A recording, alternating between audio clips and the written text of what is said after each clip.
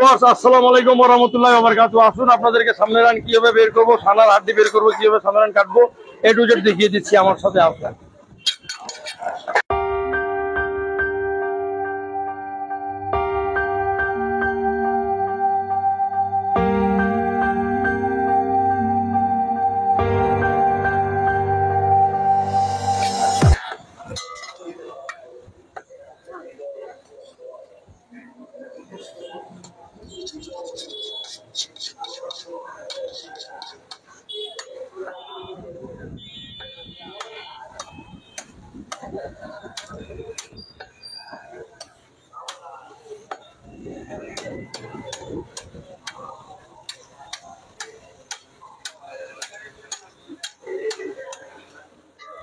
অন্যান্য ভিডিওর মধ্যে দেখানো আছে অন্য সিস্টেমে, এটা আর একটু সহজ সিস্টেম দেখালাম আপনাদের সুবিধার স্বার্থে।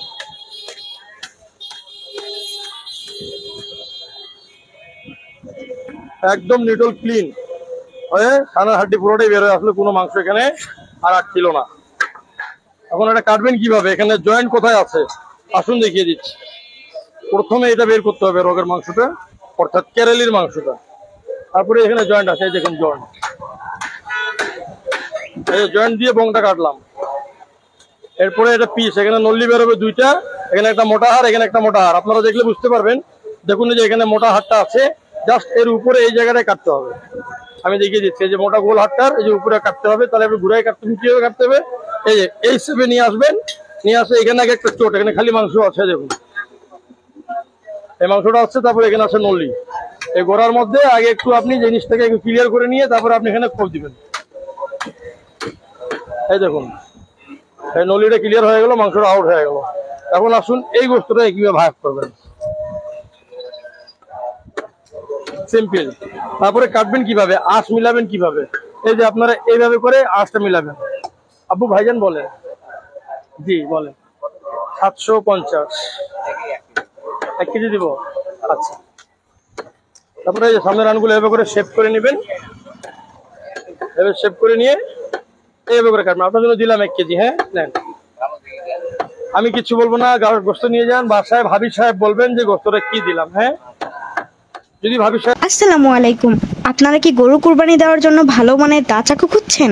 তাহলে মাস্টার এশাদ কষাই দিচ্ছে আপনাদেরকে একেবারে অরিজিনাল দা চাকু। আপনাদের যাদের অরিজিনাল দা চাকু প্রয়োজন তারা স্ক্রিনে দেওয়া নাম্বারে যোগাযোগ করুন।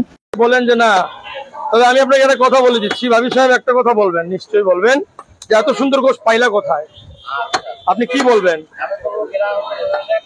গ্রান হোটেল মোড়ে কার দোকানে পাইলেন?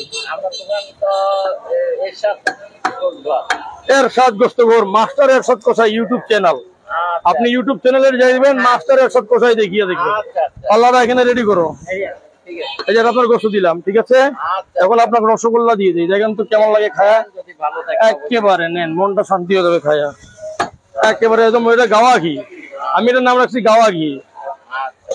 খান সরো, খাওয়ার পরে হবে কথা। ওখানে 800 গ্রামেরও বেশি হয়ে গেছে, একটু হাড় দেই। অবশ্যই গরুর হাড় খাওয়া যায় না, যেই ভাই আমার বলে খাওয়া যাবে সে মিথ্যা কথা বলে, কিছু হাড় খাওয়া যায়। সালাম আলাইকুম ভাই, ভালো আছেন? আমি যেটা দিচ্ছি আপনি উপরে রোগগুলো ফুলবে, এগুলো আপনি খেতে পারবেন রান্নার পরে। তবে হাড় খাওয়া যাবে না ভাইয়া, সিনার হাড় খাওয়া যায়।